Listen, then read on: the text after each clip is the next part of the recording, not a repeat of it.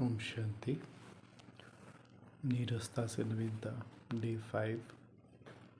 आज हमारा जो पॉइंट है वो है डीप वर्सेस शैलो पर्सनैलिटी।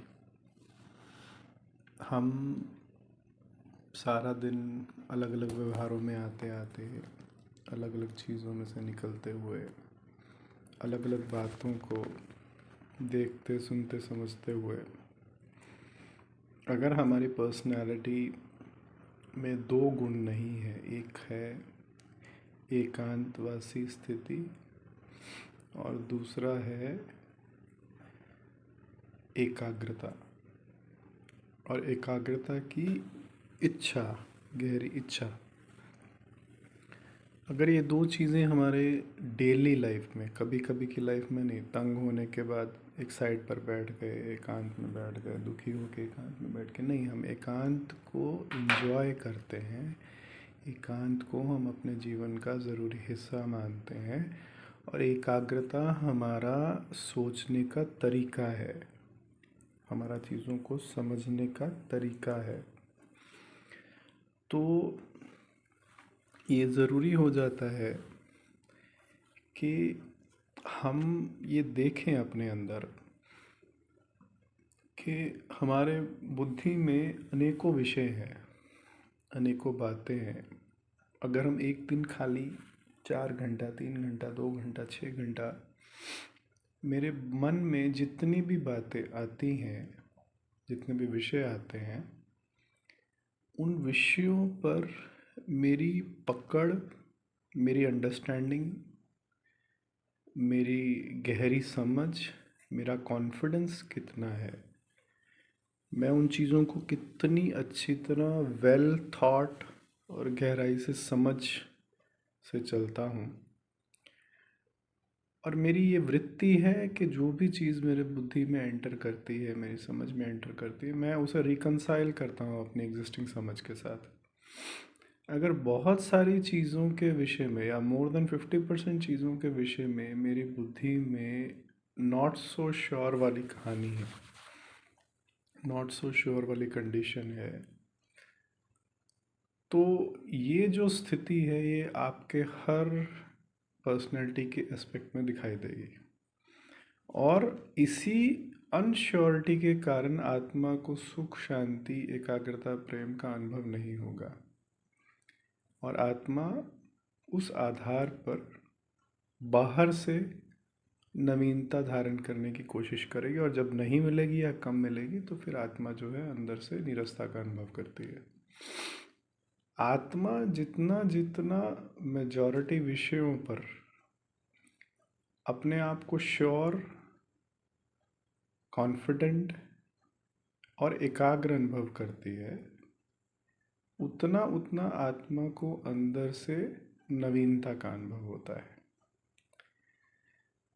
जो हमारे इमोशंस भी है, मान लीजिए हमारी पर्सनैलिटी ऐसी है कि हम लोगों के साथ ज़्यादा विश्वास नहीं करते, वही बात तो वही है कि हमने बहुत सारी चीज़ों को अच्छी तरह से समझ के नहीं रखा। अब ये तथ्यों पे आधारित भी हो सकता है, ये हमारे रिलेशंस पे आधारित भी हो सकता है कि हम लोगों को भी बहुत अच्छी तरह नहीं समझते।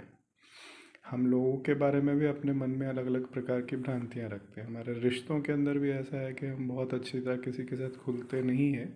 खुलने का मतलब ये नहीं है कि हमारे हर एक से बहुत ज़्यादा डिटेलिंग में जाते रहें, परंतु जिसके साथ भी हमारा व्यवहार है वो अगर सत्यता और ईमानदारी पे आधारित है, और दूसरों की भी जो इमेज हमारी बुद्धि में है, हमारी जो उनके साथ इंटरेक्शन है, वो एक सात्विक लेवल पे आधारित है, तो हमें लोगों के सामने एक अलग इमेज लेकर नहीं चलना पड़ता है। इमेज लेने का मतलब हम अंदर से कुछ और हैं, एक्सप्रेस कुछ और कर रहे हैं, फिर सोच कुछ और रहे हैं, फिर कह कुछ और रहे हैं, फिर उसका मतलब कुछ और निकाल रहे हैं, फिर उसके ऊपर 10 बातें सोच रहे हैं। तो ये 10 वर्जन एक साथ लेके चलने की बजाय कि भाई मैं ऐसा ही हूँ, आप ऐसे ही हैं, मैं आप जैसे हैं मैं एक्सेप्ट करता हूँ, मैं जैसा हूँ मैं अपने आप को एक्सेप्ट करता हूँ। तो ये जो बुद्धि का टिकाव है ये आता है लंबा समय एकांत और एकाग्रता के आधार पे, जहाँ हम अपने को भी, दूसरों को भी, सिचुएशंस को भी, ज्ञान को भी धारणाओं को भी और अलग अलग चीज़ों को समझते हैं, समझने का प्रयास करते हैं, समझने का समय देते हैं। ऊपर ऊपर से चीज़ों को देखना, ऊपर ऊपर से चीज़ों के आधार पे चलना, फिर दूसरी चीज़ों में लग जाना, किसी भी बात को अच्छी तरह गहराई से समझने की कोशिश ना करना, ये ऐसी पर्सनालिटीज़ में हम एक्सटर्नली ड्रिवन हो जाते हैं, जहाँ थोड़े थोड़े समय बाद आत्मा को बाहर से कुछ ना कुछ चाहिए होता है। परंतु जितना अंदर से आत्मा ऑर्गेनाइज्ड है इन बातों के लिए, उतना ही आत्मा अपने अंदर सेल्फ सफिशिएंट अनुभव करती है। और ये सेल्फ सफिशिएंसी ही नवीनता का कारण बनती है, जहाँ आत्मा अपने आप को एक्सप्रेस करती है, अपनी इंटरनल सेल्फ सफिशिएंसी को एक्सप्रेस करती है, अपनी इंटरनल कॉन्फिडेंस को हर चीज़ में एक्सप्रेस करती है। उसको कोई आधार की ज़रूरत फील नहीं होती है। तो सार में नवीनता का अर्थ ये है कि आत्मा पहले अपने आप में एक एकांतवास और एकाग्रता की वृत्ति के कारण ऑर्गेनाइज्ड है, सेटल्ड है, और हर नई चीज़ जो भी उसके सामने आती है वो भी उसकी पुरानी समझ के साथ रिकंसाइल होती जाती है। ऐसा नहीं है कि अलग अलग पैचेस ऑफ अंडरस्टैंडिंग पड़े हुए, नहीं, मिलकर एक विजडम बन जाती है उसके मन के अंदर। हर नई चीज़ भी उस विजडम में ऐड होती रहती है, तो एक सीखने की इच्छा रहती है। अगर आपके मन में अलग अलग पैचेस बनते हैं इन्फॉर्मेशन के और वो विजडम नहीं क्रिएट होती है, वो आपस में रिकंसाइल नहीं होती है, तो आत्मा को बाहर से चीज़ें देखना, सुनना, सोचना, उससे रिपल्शन आती है। देखना, सुनना, सोचना मतलब नए एक्सपीरियंसेस करने से रिपल्शन आती है, क्योंकि वो बुद्धि को भारी करेगा, चलाएगा बहुत ज़्यादा। परंतु अगर आत्मा अंदर से रिकंसाइल्ड है और हर नई इन्फॉर्मेशन को वो रिकंसाइल करने की भावना रखती है, तो ये जो बात है जहाँ पे आत्मा को अंदर से किसी चीज़ के ऊपर कोई नई चीज़ में जाना, किसी नई चीज़ में अपने आप को लेके जाना, उसके बारे में भय, चिंता आदि आदि नहीं होगा। तो ये सीरीज़ में आज का पॉइंट ये इतना ही है। होपफुली आप एक सीरीज़ में कर रहे होंगे और इसका अभ्यास भी कर रहे होंगे। ओम शांति।